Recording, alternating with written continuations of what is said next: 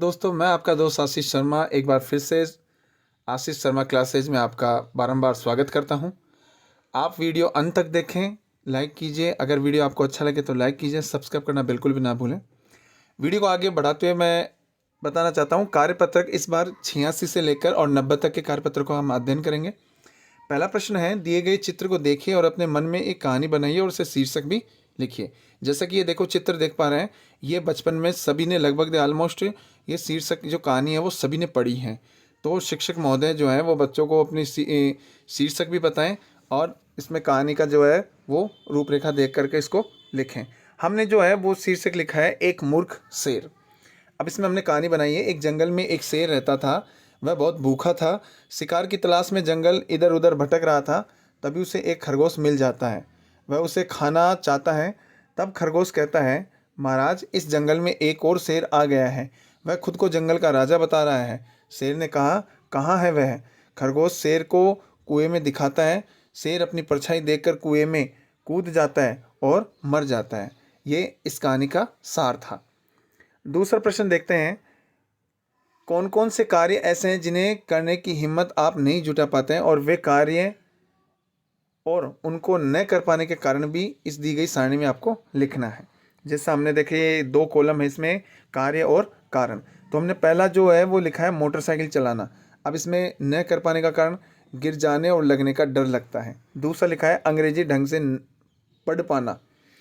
तो इसमें लिखा है न कर पाने का कारण मेरी अंग्रेजी प्रारंभ से ही बहुत कमज़ोर है। तीसरा है बाजार जाना, अकेले जाने में डर लगता है। चौथा है बिजली का काम करना, करंट लगने का डर रहता है। पांचवा है पशुओं को चारा डालना, मारने का डर लगता है। अगला है रात को घर से बाहर जाना, अंधेरे में निकलने से डर लगता है। इस प्रकार हमने कार्यपत्रक संख्या जो है वो 86 का अध्ययन किया। अब हम देखते हैं कार्यपत्रक 87। कार्यपत्रक के 87 में देखते हैं, एक गद्यांश को पढ़कर अपनी समझ के आधार पर प्रश्नों के उत्तर लिखिए। इसमें गद्यांश दे रखा है, अगर आप तनाव में हैं या फिर आपको किसी तरह की घबराहट या बेचैनी हो रही है तो जल्द ही घर के किसी सदस्य को या फिर अपने करीबी मित्र को बताएं। अगर आपको लगता है कि आपकी बात कोई नहीं सुनेगा तो किसी हेल्पलाइन पर फ़ोन करें, वे आपका मार्गदर्शन करेंगे। परीक्षा के दिनों में बच्चों के लिए एक विशेष हेल्पलाइन शुरू की जाती है। इनकी जानकारी अब सभी अखबारों में मिल जाती है। पहला प्रश्न है, कह दिया है, यदि हमें तनाव या घबराहट होती है तो हमें, इसमें आंसर है, यह बात अपने परिजनों या करीबी मित्र को बता देनी चाहिए। तो तीसरे नंबर का जो इसका सही आंसर है। अगला ख है, यदि हमारी बात कोई नहीं सुन रहा है तो हमें क्या करना चाहिए। यदि हमारी कोई बात नहीं सुन रहा है तो हमें क्या करना चाहिए। तो इसमें दूसरे नंबर का आंसर है, हेल्पलाइन पर फ़ोन करना चाहिए। इस प्रकार ग है, इस गद्यांश का भाव है, इस गद्यांश का जो भाव है वो क्या है। तो इसमें चौथे नंबर का आंसर है, बच्चों को तनाव या घबराहट में चिंता नहीं करनी चाहिए बल्कि उसके बारे में परिजनों या मित्रों को बताना चाहिए। घ है, घ घड़ी वाला, तनाव व घबराहट होने पर आप क्या करते हो। तो इसमें हम आंसर लिखा है हमने, तनाव व घबराहट होने पर अपने परिजनों को बताते हैं। च है, आपके मित्र को तनाव या घबराहट होने पर आप उसकी मदद कैसे करेंगे। तो इसमें हमने आंसर लिखा है, उसे ध्यान कर शांत रहने के लिए कहेंगे। इस प्रकार कार्यपत्रक संख्या 87 का हमने अध्ययन किया। अब हम देखते हैं कार्यपत्रक संख्या 88। कार्यपत्रक संख्या 88 में देखते हैं, आइए कहानी को पूरी करते हैं। अब ये कहानी है, इसकी कुछ लाइनें दे रखी हैं, इसको हम पूरी करते हैं। एक दिन एक सुंदर सी चिड़िया आकाश का संदेश लेकर धरती की ओर जा रही थी। रास्ते में उसकी मुलाकात, अब हम आगे लिखते हैं, एक दूसरी चिड़िया से हुई। दूसरी चिड़िया ने उससे पूछा, बहन कहाँ से आ रही हो। चिड़िया ने उससे कहा कि मैं आकाश का संदेश लेकर धरती पर जा रही हूँ। पहली चिड़िया ने पूछा कि क्या संदेश लेकर धरती पर जा रही हो। तो पहली चिड़िया ने बताया कि अब बारिश का समय आ गया है। जब चिड़िया धरती पर पहुंची तो उसने देखा कि सभी लोग अपने खेतों को तैयार कर रहे हैं, सभी को वर्षा का इंतजार है।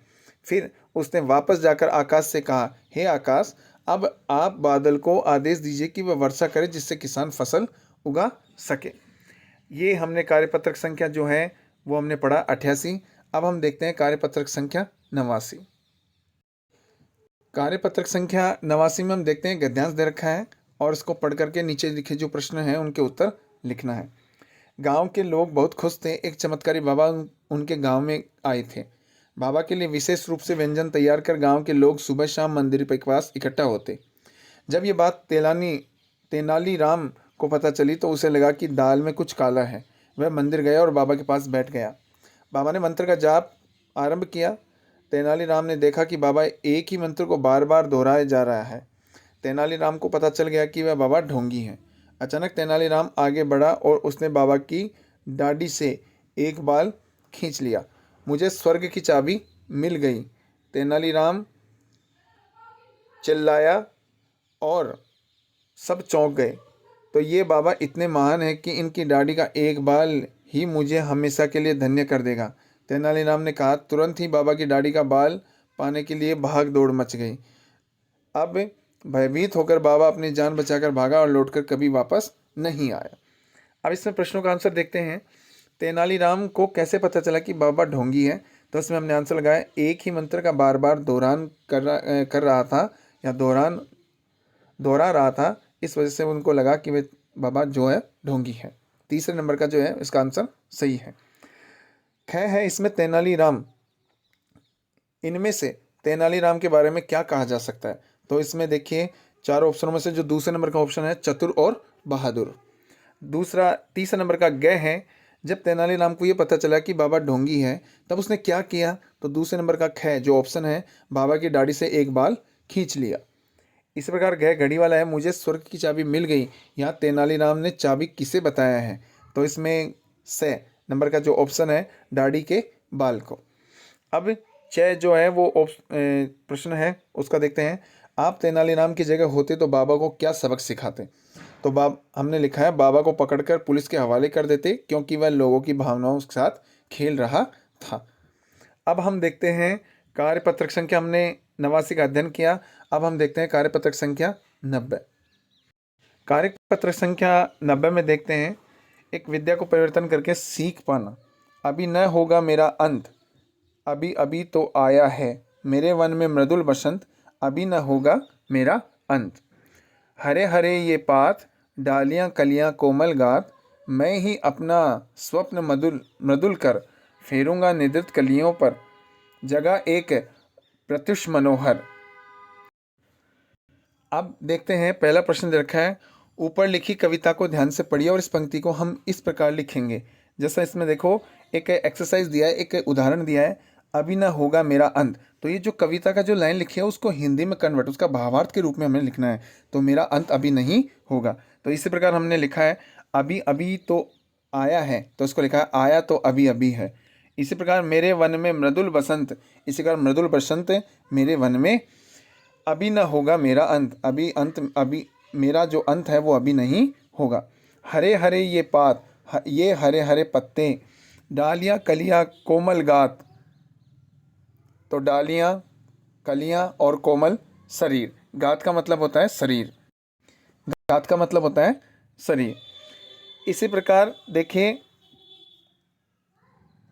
मैं ही अपना सपना मृदुल कर, तो मैं ही अपने मधुर स्वप्न को फेरूंगा निद्रित कलियों पर, पूरा करने के लिए सोई हुई कलियों पर, जगह एक प्रत्युष मनोहर, हाथ फेर कर प्रातःकाल उन्हें जगाकर उनका दिन मनोहर बना दूंगा।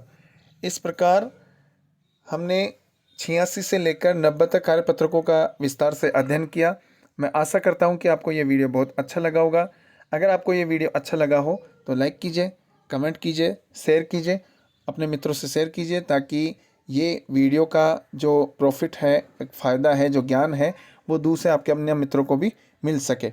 और एक सब्सक्राइब करना बिल्कुल भी ना भूलिए, बेल आइकन की घंटी को दबा दीजिएगा ताकि आने वाले वीडियो जो हैं वो आप तक सबसे पहले पहुंच जाए। देखिए, जब तक आप अंत तक वीडियो नहीं देखेंगे तब तक कुछ भी समझ में नहीं आएगा, तो वीडियो ज़रूर पूरा देखें। हम अगले वीडियो में फिर से मिलते हैं, तब तक के लिए हमें इजाज़त दीजिए। जय हिंद, जय भारत।